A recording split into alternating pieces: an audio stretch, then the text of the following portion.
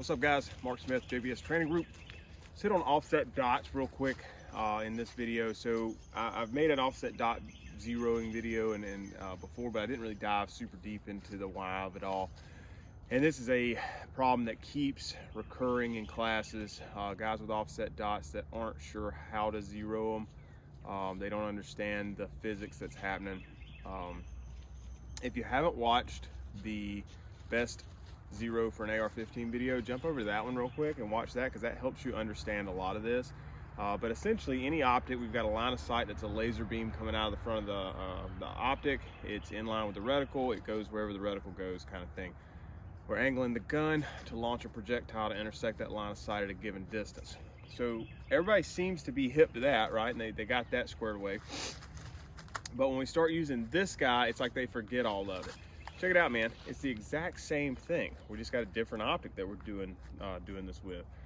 So one of the things that I've seen guys do that you know is a bad form, right? So they'll zero their gun like this, and then they'll start trying to zero an offset dot with the gun in the same configuration, straight up and down, in the conventional sense.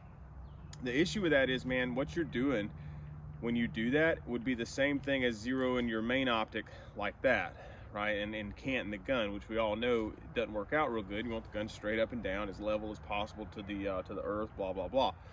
Well, the exact same principles apply to an offset dot. So the first thing I need to do is I need to cant this gun so that the bottom of my mounting plate, top of the optic, whatever reference point you want to use, is parallel to the earth, parallel to the horizon. Everything is straight up and down. There's no cant in it, as best I can affect that. I'm a human being and I don't really know what 0.7 degrees is, but I know what flat is, and that looks pretty flat, kind of idea.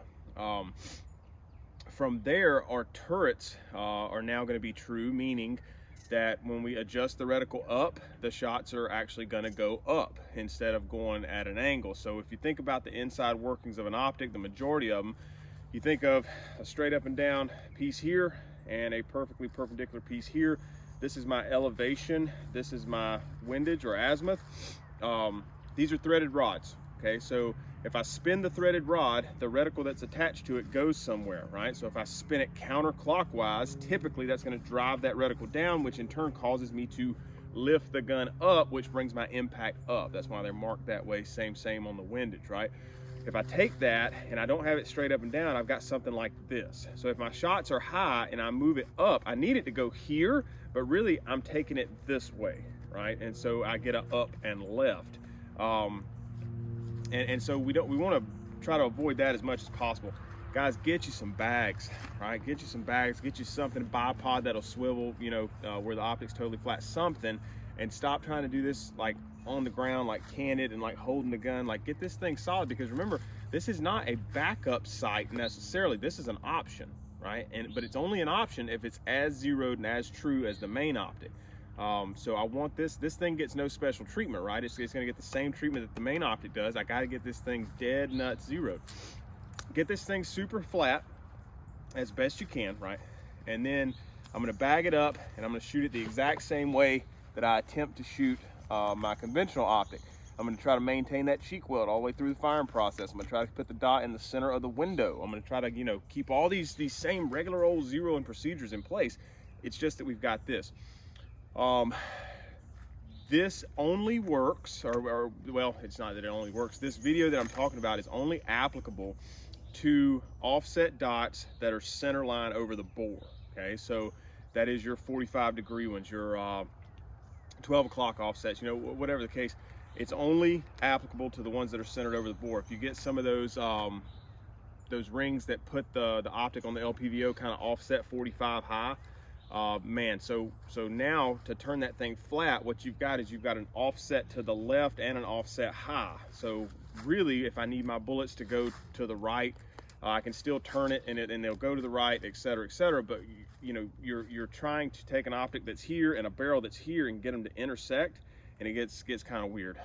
So all that being said, man, that's how I zero an offset dot.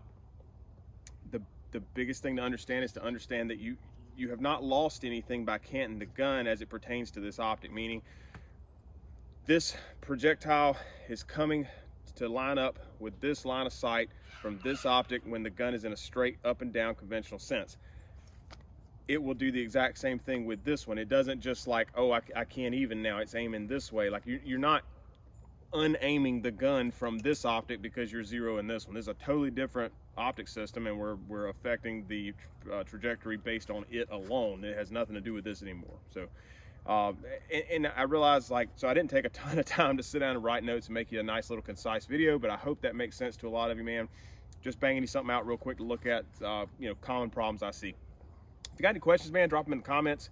Like, share, subscribe. Check out the website, jbstraininggroup.com. Got a class coming to a town near you more than likely, and hope to see you out there, man. Mark Smith, JBS Training Group.